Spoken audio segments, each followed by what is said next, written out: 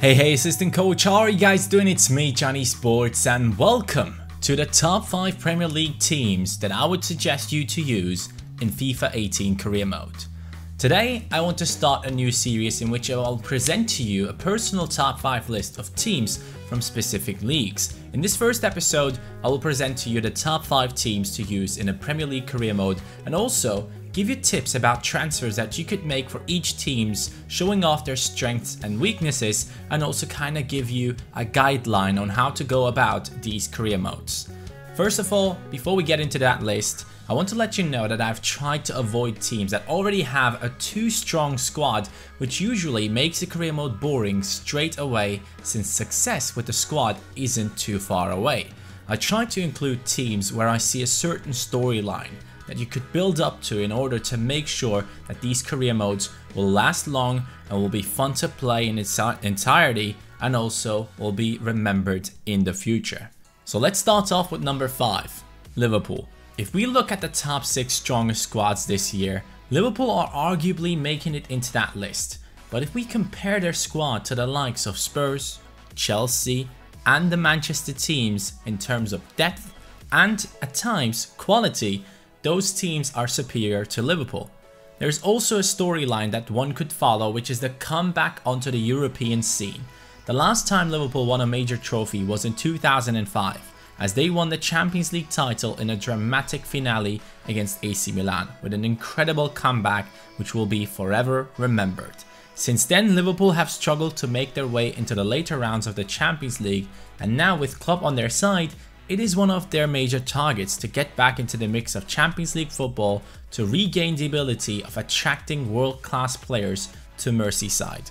In between Liverpool fans, it is known that their squad is lacking quality in certain areas of the pitch. Mostly the centre-back position is the one that is being talked about. The whole entire saga of Van Dijk to Liverpool continues in real life, but luckily in game we can make these decisions really quickly. Liverpool are in need of a centre-back to lead the defence. Van Dijk is perfect to do that, so a player like him or maybe an unsettled Hövedes from Schalke would be my main suggestion for that position.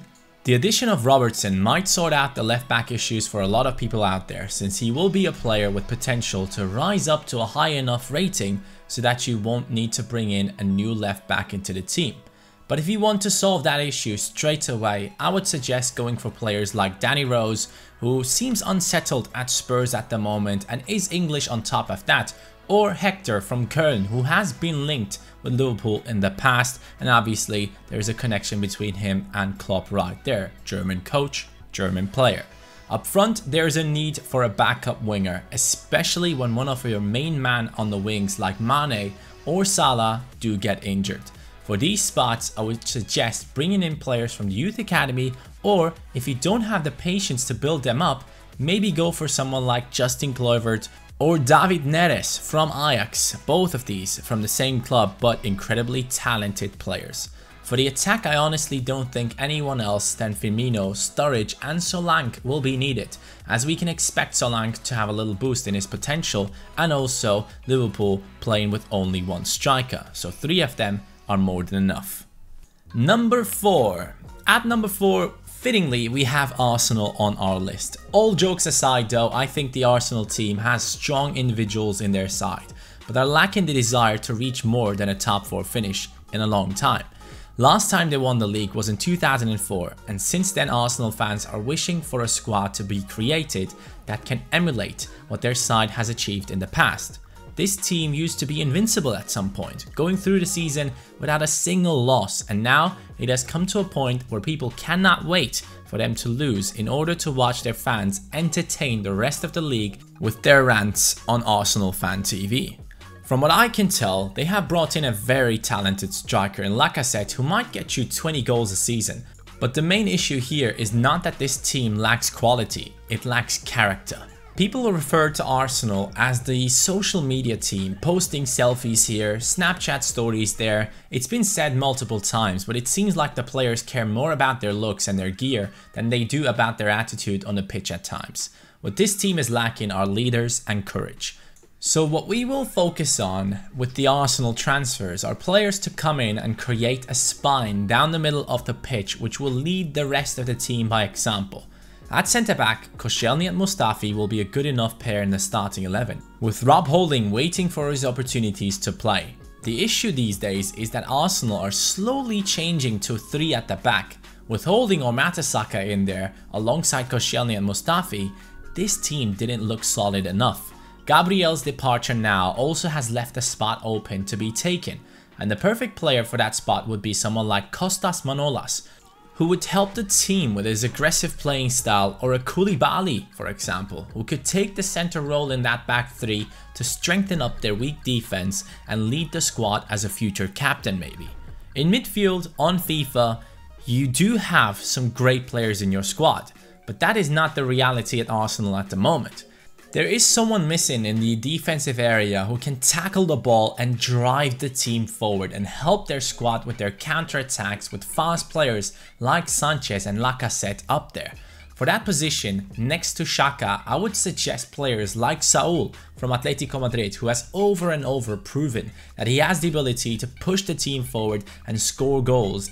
Or maybe the likes of a Rabiot, who after the departure of Matuidi from PSG has solidified his spot in the starting lineup and has proven to be one of the biggest talents in his area.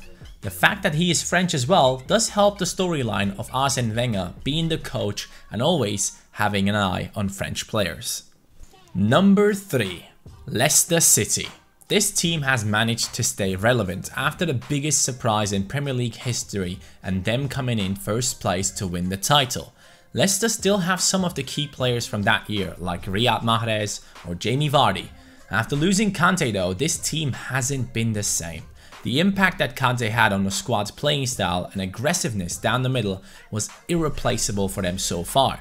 Now that they have brought in players like Iheanacho, whose transfer was a signal to the Premier League clubs to state that Leicester are here to stay, and an experienced Iborra on top of that, Leicester are looking very good to reach a spot in the top 10 once again.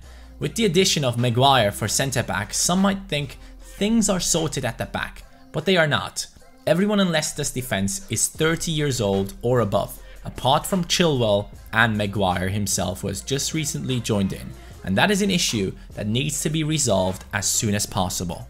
My main suggestion here would be to use 2 of your scouts to look for defenders who can then develop in behind your players like Morgan, Hood, Simpson and Fuchs. If you're not into that, try players like Upamecano from Leipzig, who will be one of the most talented players on FIFA 18 for the centre-back position, and maybe Henrichs from Leverkusen, who could play on both sides of your team's defence. Another spot which is open is the left midfield position. In my opinion, you should trust in Demarai Gray's abilities and his potential, so you bring in a backup winger to play behind him. Someone like Barco, who had a major potential upgrade in the latest updates of FIFA 17. For the attack, don't even sweat it. You have Vardy, Iheanacho, Okazaki, Musa and Slimani. That is more than enough. Number 2. Watford. This team throughout the years has always been a personal favorite of mine for the private career modes I've done away from YouTube. I always felt like every single year Watford have managed to have some of the most OP players in game. Even though their stats might not be close to the ones of the top 6, every time I would use this team I would feel like I could compete with anyone. With Watford there is no big storyline to chase, that is true. But the goal with this team would be to create your own moments in the history of this club, which will be remembered forever. This is a career mode where you build up your talents from the youth academy and bring them into your squad to make legends out of them. The dream is to one day have one of them as your captain and lift a European trophy. Now, let's take a closer look at their team. First of all, you definitely need a new goalkeeper in this team. Improving stats of goalkeepers has been the easiest thing to do in FIFA this year, so I would suggest that you bring in a keeper from the youth academy. That will be the easiest option and the most enjoyable one. While you might look at the quantity of centre-backs in your team, you shouldn't be happy with the options there. At least one promising centre-back will be needed amongst the experienced ones in your team. You could bring in Diakabi from Lyon, who has proven to be a very talented player and might be the next Umtiti to come out of Lyon and impress on the international stage. With the transfer of Chalobah, Cleverley, Will Hughes, Your centre midfield doesn't need any further additions. For the wings, you have loads of options for the left hand side, but you should look into the right midfield spot and see that the team is lacking players there. What I would suggest is bringing in a player like Malcolm from Bordeaux, who has proven to be a very exciting player already, with 2 goals and 2 assists within 3 matches this season. He would definitely become one of your favorite players to use and would fit into the type of players Watford tend to add to their club, since he is Brazilian and another one has already joined Watford in Richarlison. So with these guys, you could be able to scale down the wings and have some fun with this team that you would probably not have with different teams. Now on to number 1, Huddersfield. This year, the team to surprise them all so far has been Huddersfield. 2 matches, 2 victories, so far the rising team of the Premier League. Their success has caught the eye of the mainstream people already, and everyone is planning to do a Huddersfield career mode. And there's nothing wrong with that. Just like Watford, there's no success in recent history to look back on. But I feel like this is the perfect career mode to have fun with for 5 seasons or even more. Here you have a team of players who seem to be a perfect unit, led by their German coach. They are executing their plans perfectly so far and have shown that quality itself in a starting lineup isn't enough to win Premier League games. Since the mentality is already so good in this team, you can focus on building a legacy, starting from a top 10 finish in the first season up to a Champions League trophy within 4 or 5 seasons. Along the way, this team gives you the perfect foundation to create your own dream team mixed with players that you bought in and players from the youth academy. There is really no one irreplaceable in this squad, but you should try and keep key players like Moy to keep something in this side that reminds them of their recent success in the championship and what got them to where they are now. For a career mode like this, I could suggest 20 players. But what I would prefer to do is just give you a few guidelines to follow instead. Try and scout players that you think your team needs within the first 6 months of this career mode without using any of the sites that show you player ratings.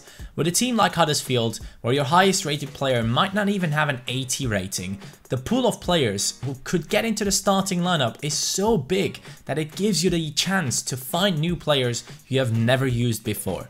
Some of them might start at 65, some of them might start at 77, but at the end of the day, you will create your own team that no one else has because you will be forced to improve if you want to reach those titles.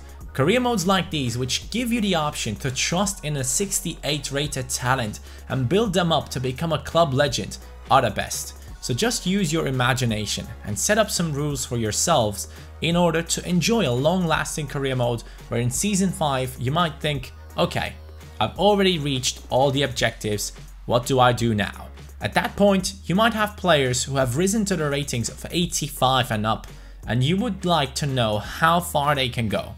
I would just suggest turning your career mode into a simulation career mode at that point.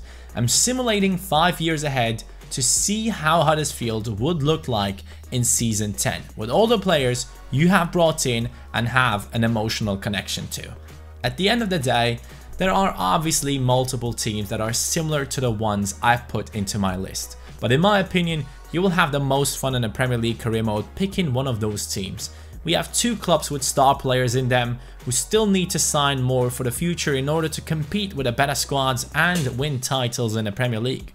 We have a former champions team in Leicester who could try and return to glory and shock the world once again, or you might want to go with the 2 smaller sides in the Premier League to do a proper long-lasting career mode with decisions having an impact in the future and a lot of detailed work going into the creation of the perfect side to win titles. I really hope you guys did enjoy my personal top 5 Premier League teams to use for FIFA 18 career mode. If you did, make sure to hit that like button and of course subscribe if you're new around here, because FIFA 18, trust me, will include the best content I've ever produced. You don't want to miss out on that.